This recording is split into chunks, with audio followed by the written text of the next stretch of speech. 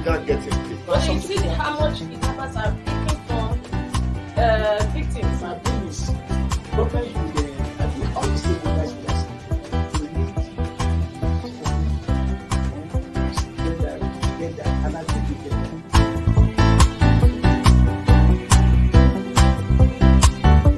The 3% for the oil producing community is too low. So the support that is needed, and once you get the support, your airline people will blossom. This is Nigeria. You need to give people sense of belonging.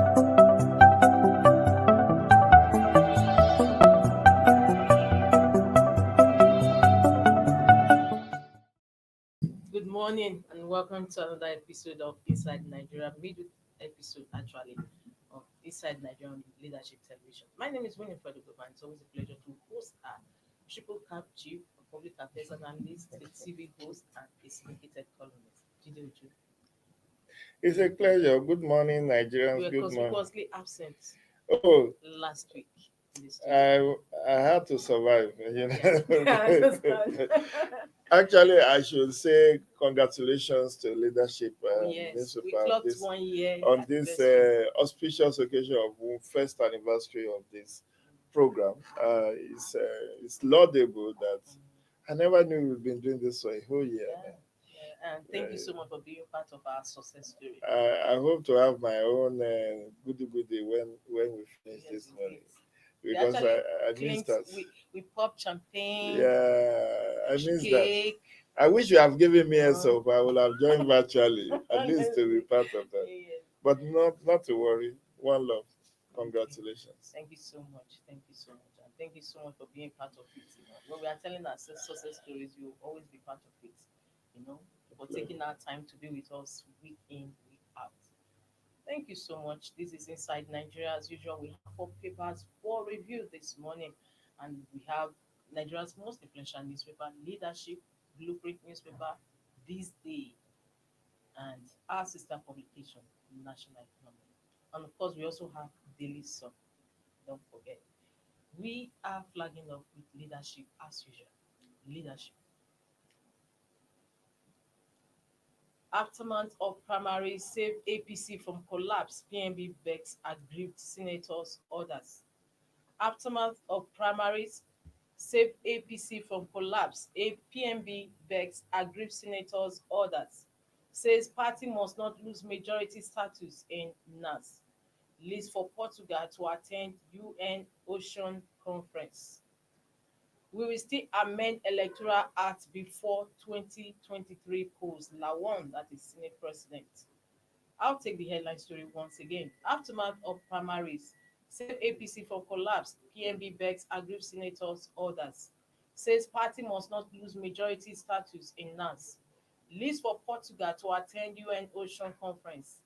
We will still amend Electoral Act before 2023 polls. Senate President Ahmad Lawan says. The story is on page 4 of Leadership. From Leadership, let's see what Daily Sun is saying, because it's the same story. Daily Sun. Buhari panics over looming mass defection from APC. Buhari panics over looming mass defection from APC. Begs 22 senators not to dump party. As Kalu leads aggrieved lawmakers to meet president. Stories on Daily Sun. From Daily Sun, let's also see what Blueprint newspaper has on its cover.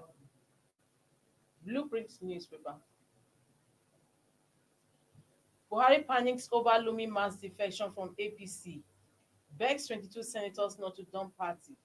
As Kalu leads aggrieved lawmakers to meet president. Actually, is on Blueprint newspaper. That is APC primaries. Sajide, papers are washed with the news of Buhari's and the aggrieved senators this Wednesday.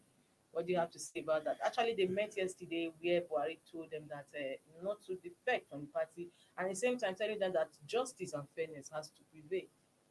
How do you reconcile that? It's the season. The season of gale of defections. Incidentally, that's what I wrote about in my column in the Punch this morning.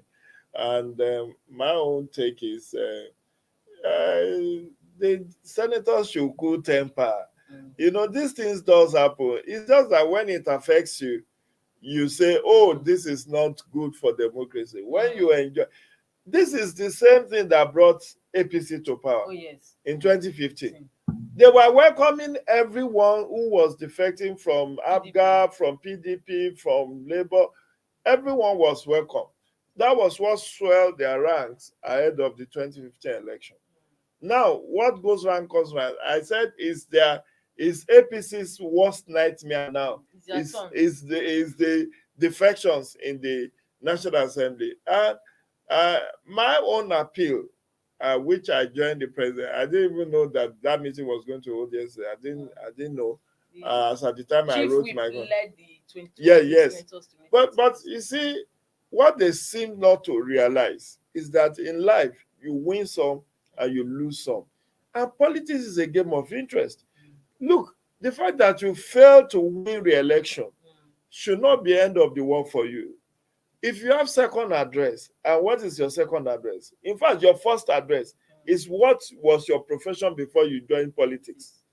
You get, were you a journalist? Are you a businessman? Are you an engineer? Are you in the organized private sector?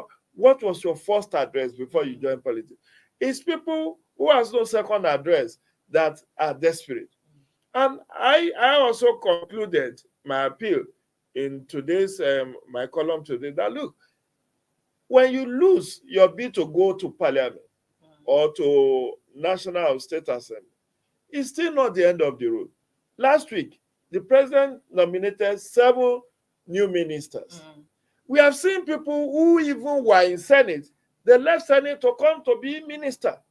That was the story of Bala Mohammed under Goodluck Ebele Jonathan. He was a serving senator representing Bauchi. And with the APC national chairman. And look at APC national, look at even Doyediri, you know, the governor of Bayelsa. Himself and his deputy were in Senate before they left to become governor and deputy governor. Even very recently, the case of Bayelsa Sanfara deputy governor was a serving senator, and he accepted to be deputy governor. So what are we talking about? You can be placated with appointments. There are 1,001 appointments that you can get. Instead of, once you are a senator for one time, you are a senator for life. You get. Bola Ahmed Tinubu was a senator in 1992-93, but he still bears the appellation that is a senator up to tomorrow. But beyond that, who says you cannot be nominated to be a minister, even in the course of this administration? Who says you cannot become an ambassador? Who says you cannot be chairman of a very big corporation?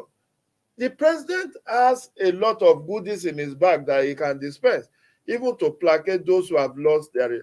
My contention in my column today in the Punch is that look, the high turnover that we have in our legislature is not helpful for institutional strengthening and nation building. It's not right. Did you know that when I checked the literature, only 2 people have been in Parliament, Nigeria's National Assembly, since 1999, and that's Mutu in the House of Reps, representing Patani and Bomadi Federal Constituency, and Ahmed Lawan, who is the president of the Senate. They are the 2 people my research shows have been in the national. Lawan in the Senate and Mutu in the House of Reps.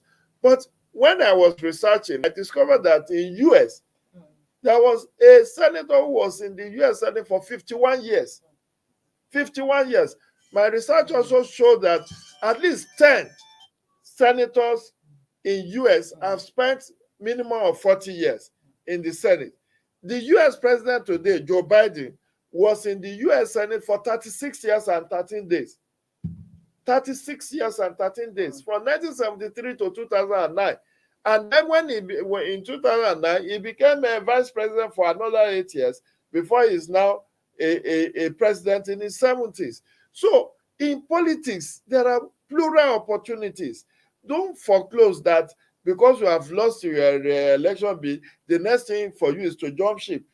Look, when you jump ship, you go and queue in the new party. Some will say we were the legacy member, we are the original member, we are the house owner. So, but and this is election season. All of them that are looking at the window of substitution to think that they will go and wrestle ticket from another person, they will find out that there will be, already one of the newspaper was talking about gale of litigations, arising from when INEC published the list of candidates last week. That there is now a lot of litigations about those who won. So instead of destroying the party that brought you to power, calm down, work for the victory of the party.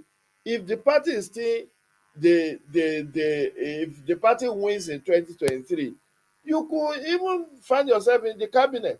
You could find yourself in other position that will even be more quote and unquote lucrative, since that's the motive, where people will be relevant and where they can make money. You can still be there even when you are not in the as a lawmaker, when you are not a lawmaker. So they should just not destroy the platform that brought them to power. But should any one of them insist and defect, the seat should be declared vacant. That's what Section 68, subsection 1G of the Constitution of the Federal Republic of Nigeria says.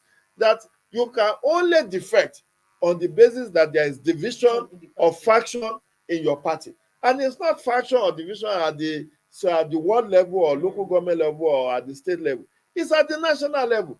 So APC is not in crisis. On what basis did you want to defect? So the next thing is, if after this presidential appeal, they still dump the party, their seat should be declared vacant. And INEC will be at liberty to conduct another fresh election into their seats before the end of the year. Maximum 3 months, INEC will organize a by-election into their position, and they are gonna. You understand? At least the fact that they have lost the ticket does not mean that they will not be in Senate or House of Reps till June next year. They will still be there till June next year. That's when their tenure will expire. So they should just calm down, cool temper, and still work for the victory of the party, so that they will be in a poor position to get something else. Even if, and I've seen, look, the minority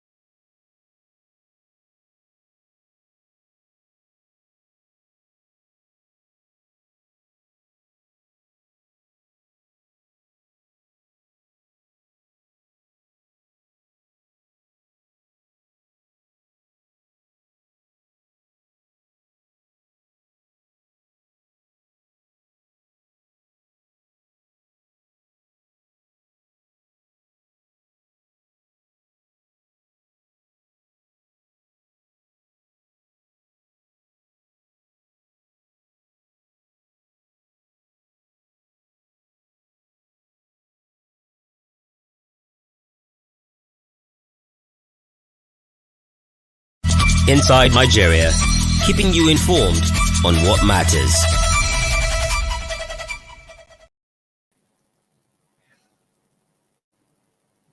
Yes, we are sorry for that break in transmission. It was due to power outage. Of course, you actually heard me there shouting it on the generator.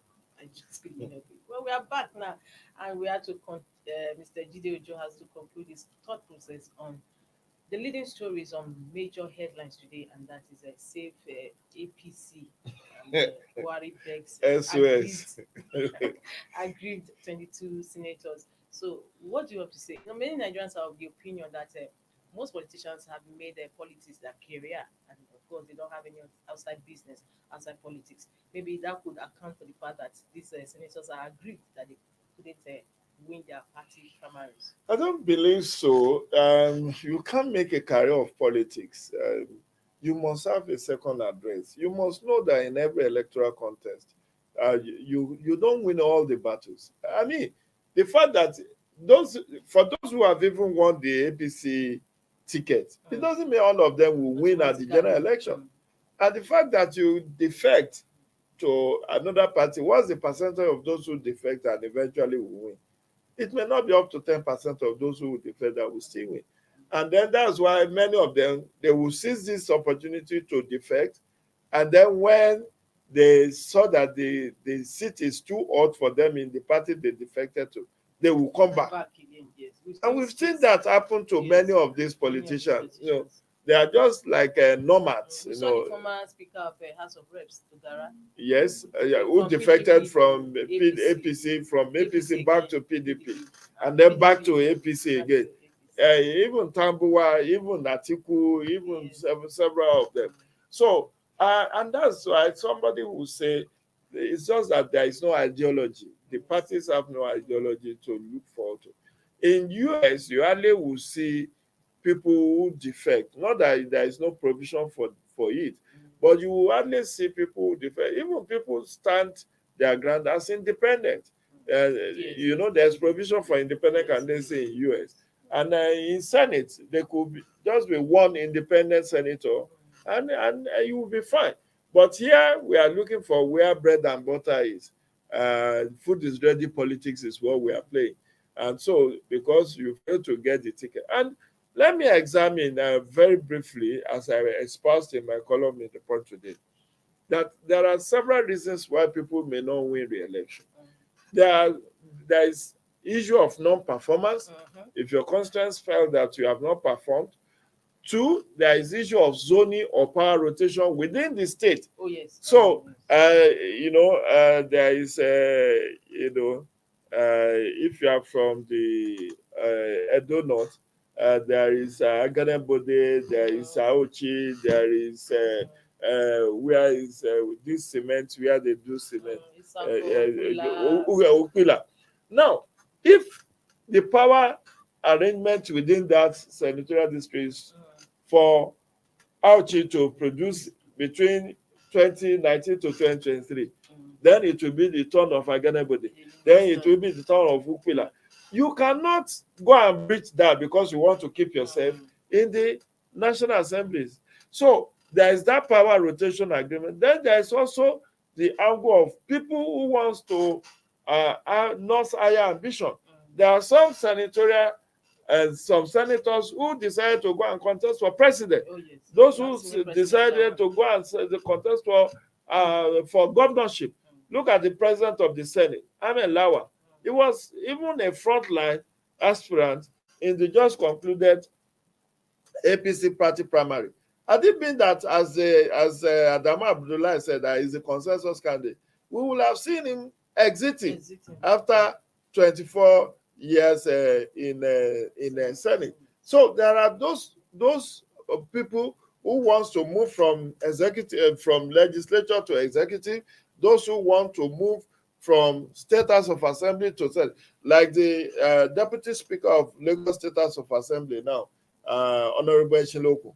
He has just won the ticket to fly the APC flag as senatorial candidate in 2023. So that's following the trend of Senator Lauren Mamora, who was former speaker of Lagos State House of Assembly. And we also have had the former Oyo State Speaker or Oyo State Assembly Speaker, Elijah Monsurat Sumonu, who moved from being a speaker in the Oyo State House of Assembly to come to Senate between 2015 and 2019. So there are different diverse reasons why people may not come back, but I am not supportive of high turnover of parliamentarians, or some people will correct me and say we don't run parliamentary system.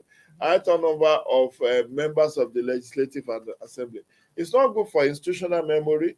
It's not good for capacity issue. It's not even good for institutional strengthening, because you need people who has the experience, who can handhold others to guide them in coming quickly to an issue of law.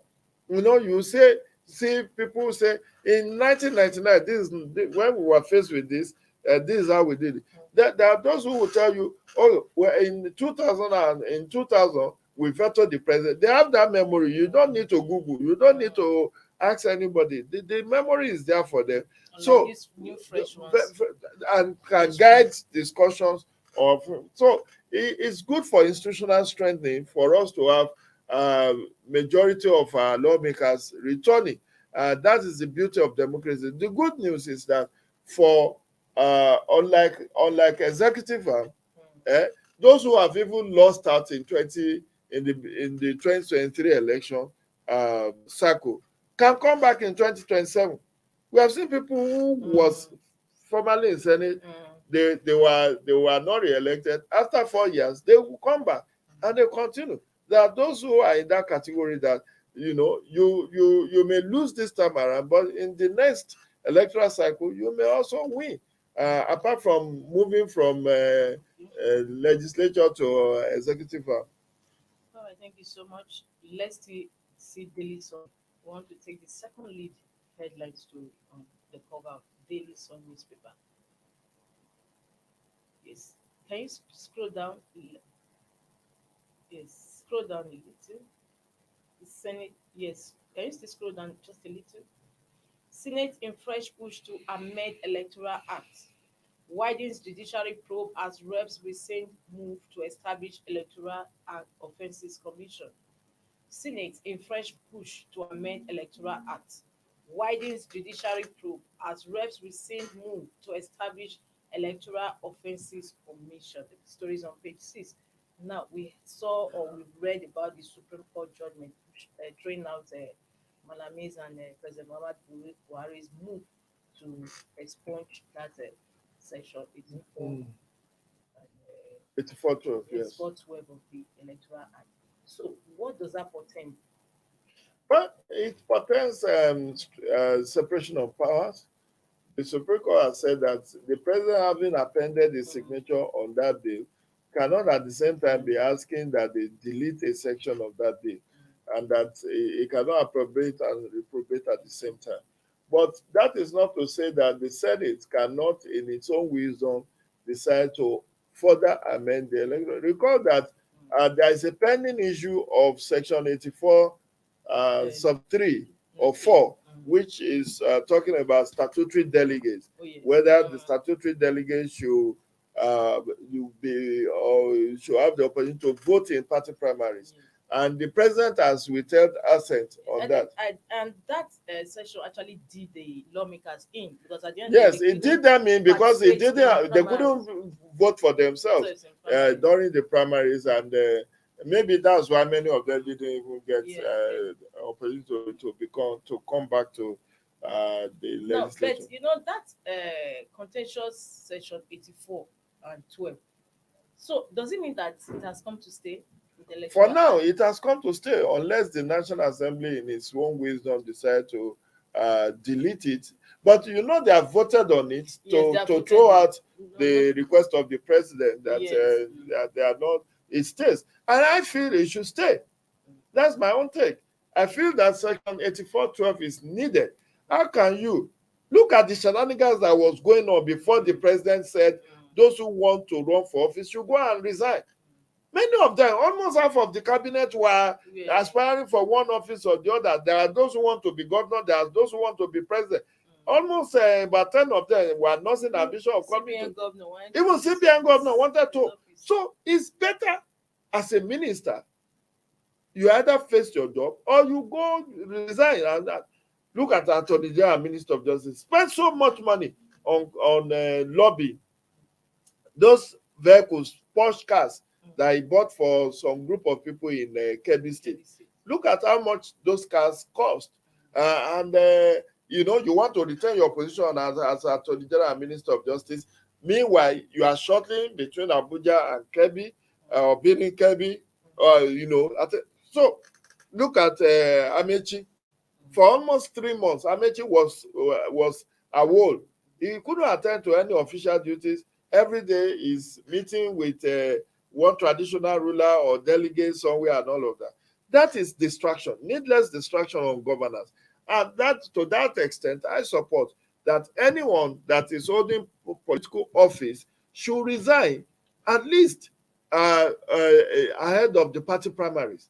Resign and let somebody else take your seat. Now, the session you talked about on the statutory, 84-4, and the president refused to grant assent just before the primaries, and the National Assembly, they are still proposing to do so.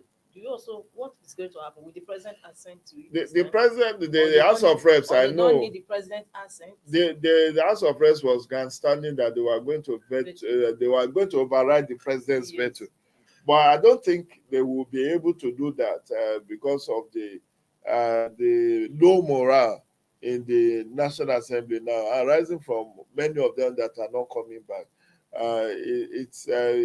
Many of them will not even be coming to Abuja, or even if they are in Abuja, they may not be going to the parliament because they are just disenchanted with the whole thing. But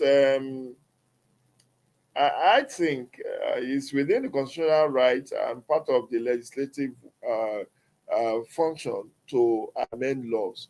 And so if they want to amend the electoral 2022 before the next general election, they are right and they are in order to do so, provided that it will not impact negatively on the electoral planning.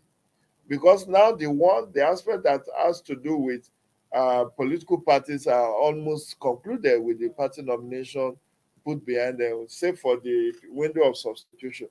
But we do not know what form and shape the alteration that is being proposed by the National Assembly will be. But they should be very mindful that it should not be something that will distract on INEC's plan to conduct elections. Be that as it may, no matter what they do now, law is supposed to be progressive, not retroactive. So the primaries have been done and dusted. It may not have to do with primaries. The amendment, that's why I said it depends on what kind and shape of amendment they are looking at. They cannot legislate on the issue of primaries or nomination, and it will take retroactive. No, it can't take it. But it may have to do with election administration. That one may be issue that has to do with funding or the activities of poll officials. And so that one, if it has not taken place as at the time the amendment says true, then it may affect the 2023 operations. Okay, thank you so much. That is that on politics that we've been talking about, headline stories across the various newspapers. From talking politics, let's talk business, and that is on national economy, our sister publication. National Economy's headline story says investors seek better yields as 17.6% inflation subdues fixed income investments. Investors seek better yields as 17.6% inflation subdues fixed income investments. Grow your investments in real estate, equities, experts tell investors.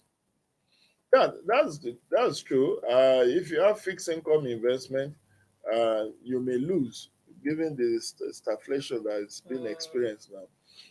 For instance, if I go buy car under this kind of inflation, the value will be lost. But real estate, equities, they are the bonds, government bonds and all of that.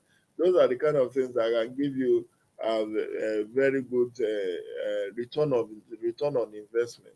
But when you buy consumables or things that loses value, you know, even though it costs more to buy a car today, but the utility value, particularly for vehicles that doesn't have a second-hand value, you know, there are some brand of vehicle I don't want to mention, so that I'm not marketing or demarketing them. There are some brand of vehicles that don't have second-hand value. So if you go and invest your money buying those, whether as for commercial purpose or for pleasure, you may end up even spending a lot more in servicing that. But if you build estates, you build homes for say like all these developers, you could see that even that's where a lot of money laundering is taking place now. All the money launderers of this country now are into real estate. It used to be that they put their money in cars, automats. They set up automobile companies where they sell second hand or brand new cars. But now they have seen that many Nigerians cannot even afford to buy that. But look at all the developed the estates that sprang up around Abuja here. You find that, I mean, the other day I was taking a walk and I said, increase and they are everywhere. and people are buying. People are buying because of the payment structure. You know, it's like a mortgage. They will say pay 20% down payment, and then you can spread the remaining 80% over 10 years, over 15 years. So that latitude makes people to jump at it. Like if you have a house that goes for 25 million, and they say if you are able to pay 5 million down payment, 20 million can be spread over 10 years or 15 years. That is giving you opportunity of instrumental payment. But if you do that with a car, before 3 years, that car may not be recognized again. It will have become a jalopy because of the nature of our roads. You get, and it may be stolen. But nobody will steal a house. You get, nobody steals a house. You cannot say my house has been stolen unless there is dispute over the documentations on that house. So that's why, real estate is a better investment opportunity for people who wants to invest. Thank you so much. Well, that is the last paper we just took on our menu, national economy. Well, viewers, we've come to the end of today's midweek edition of Inside Nigeria, reaching you on Leadership Television. With me in the studio has been a public affairs analyst, TV host, and a syndicated columnist, Jide Ojo. Thank you so much. It's always a pleasure to have you. My pleasure too. I thought we were going to discuss the issue in the Supreme Court. Okay, the Supreme Court saga. Okay. Yeah. Well, viewers, before we go, we still have some time. Let's go over to Leadership newspaper. Leadership has the story on this cover.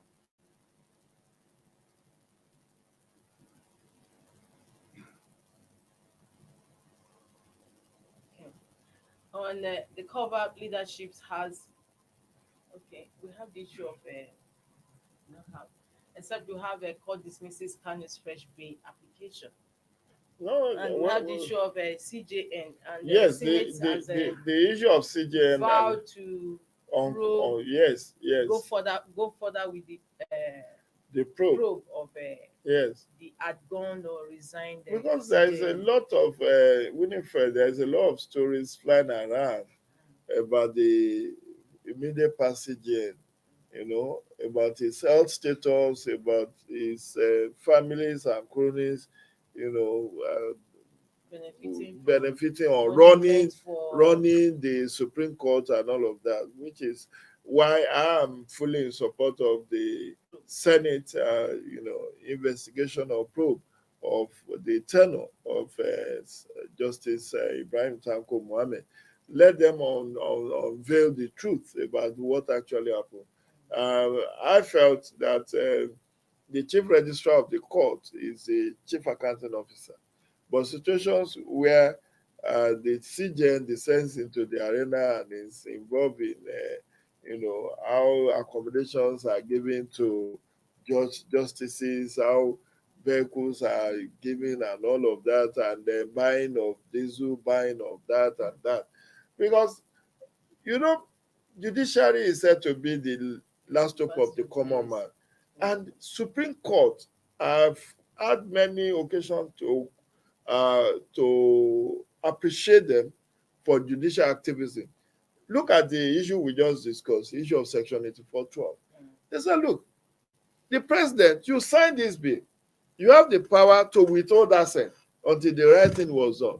You didn't allow that. You signed, and then you are now saying that you want the thing to be deleted. You should have requested for that deletion before you sign. You know But that actually President Muhammad Buhari was lured into signing that bill with the hope that, oh, don't worry, you just go ahead, sign it. We are going to remove it or delete it as you requested. And because there was no, just few days before it elapsed, so the president accepted to it on the grounds that they were going to actually expunge that part. But really speaking, if I have said as a private citizen, I feel that the National Assembly did the right thing.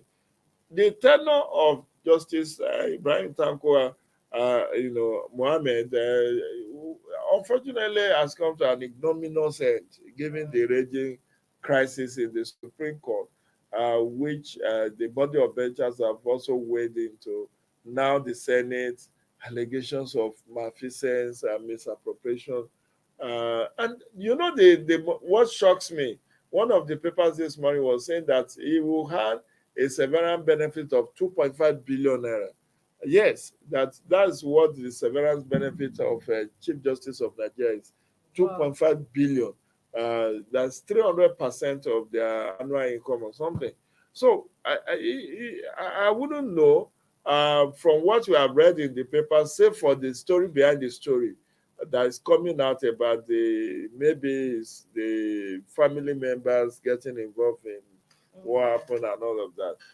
He gave a very good alibi. He said, look, issue of electricity not being available in court during sessions, that he's not aware about that, but when they budgeted for diesel, they possibly used the old rate of 300 naira per liter, but the diesel has gone up to 700 per liter, so they have to ration, given that the sum of money they had. And that even banks are rationing. Oh, yes. They are closing, even for organizations like yours. Look at what we just experienced while we are on here. The kind of unreliability that Nigeria electricity has become. So, and he said the issue of SUV, all the justices have the SUV and all of it. So it's his word against theirs. Yes. But somebody was telling me that there was an online newspaper that published that the 14 justices that petitioned Justice Tanko Mohammed had even threatened that if he did not resign, that by September this year they were going to stop sitting. That it has gotten to that level that he has lost total control of that institution. So the issue of ill health will just have been a face-saving, soft landing measure for him to take, so that it's not like he has admitted to any act of indiscretion or malfeasance and all of that. And the other story that has also come out is that Justice Kayode Ariwoola, who is the acting Chief Justice of Nigeria, may not also be in the best state of health. And that even the Justice Dantijo that is after you is also having health issue. And that, you now wonder why almost all the justices of Supreme Court are having serious health issue that may impact on ultimate performance of that. But, the most important thing is for all the investigations and the probe to help either to exonerate the Justice Tanko Mohammed, or if he's indicted, look at what has happened to Onoge. You just took practically to the words at the moment. That was what I was about to say, that if Onoge could be arraigned in court to face the music. What is source for the goose is source for the gander. So this is not about looking at anybody's face. If he's found culpable after due diligence have been established, if there is a prima facie case against him of having breached his oath of office, he should face the music. So was the award of GCON not too premature to be conferred on him? Well, it seems premature because you see, part of my own advocacy, Winifred, is that for those who have been indicted, either by court or probe, even if they are having national honors, it should be withdrawn from them. Even if they are having honorary chieftaincy title or honorary doctorate degrees, all of that should be withdrawn from them. That is moral. That is a moral pressure on those who are holding public office, so that they will behave rightly. Because when you say go to court can use technicality to set many of them free. Exactly, like we saw with Orji Uzokalu. Yeah, with Senator Orji Uzokalu. It was on technical ground that it wasn't because the court did not find him guilty of some of those charges.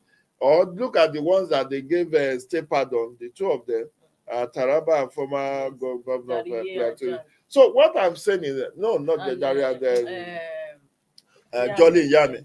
So my own position is, I agree with you. The GCON awarded on him is premature.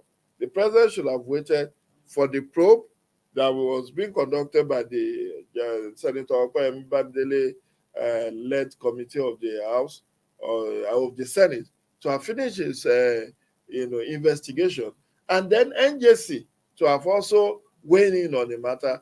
And if there is a prima facie case established against him, let him face the music.